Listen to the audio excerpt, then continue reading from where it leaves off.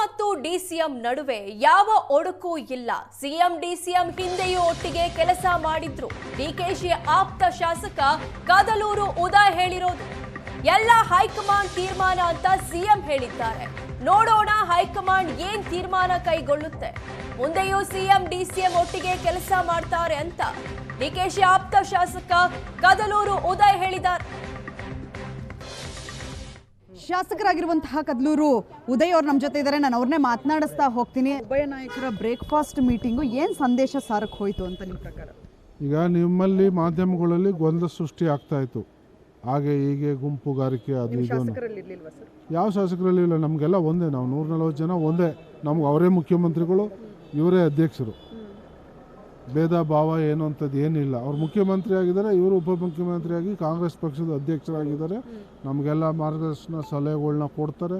ಸರ್ಕಾರದಿಂದ ಭಾಳಷ್ಟು ಅನುದಾನಗಳನ್ನ ಕೂಡ ನಮಗೆಲ್ಲ ಕೊಟ್ಟಿದ್ದಾರೆ.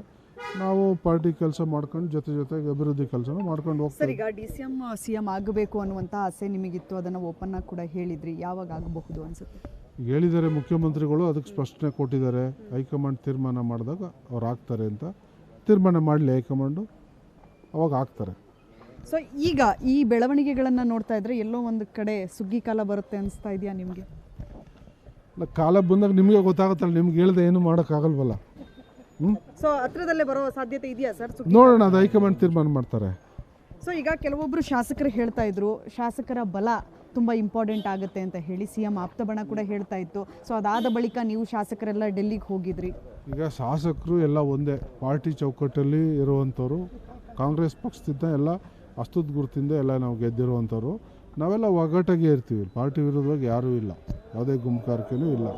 ಏನು ತಮ್ಮ ಬೇಡಿಕೆ ಅನ್ನೋದು ಇರ್ತದೆ ಎಲ್ರಿಗೂ, ಅದನ್ನು ಕೇಳ್ಕೊಳ್ತಾರೆ. ನಾವು ಕೂಡ ಮನವಿ ಅದನ್ನೇ ಮಾಡ್ಕೊಂಡಿದ್ದು. ಮುಂದೆ ಕೇಳಿದ್ರು ಅದನ್ನೇ ಕೇಳ್ತೀವಿ ನಾವು. ಸರ್, ಬ್ರೇಕ್ಫಾಸ್ಟ್ ಮೀಟಿಂಗ್ ಬಳಿಕ ಡಿ.ಸಿ.ಎಂ ಅವರು ಯಾಕೋ ಖುಷಿಯಾಗಿದ್ದಾಗಿದ್ದಾರೆ. ನಿಮ್ಮ ಹತ್ರ ಏನಾದರೂ ಹಂಚ್ಕೊಂಡ್ರೆ ಆ ಖುಷಿ ಕಾರಣ ಏನು ಅಂತ?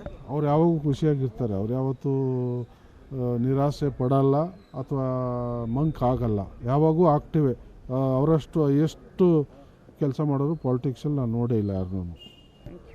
ಇವಿಷ್ಟು ಕದಲೂರು ಉದಯ್ ಅವರ ಮಾತುಗಳು. ಕ್ಯಾಮ್ರಾ ಪರ್ಸನ್ ಸತೀಶ್ ಜೊತೆ ವಿದ್ಯಾಶ್ರೀ, ಏಷ್ಯಾನೆಟ್ ಸುವರ್ಣ ನ್ಯೂಸ್, ಬೆಂಗಳೂರು.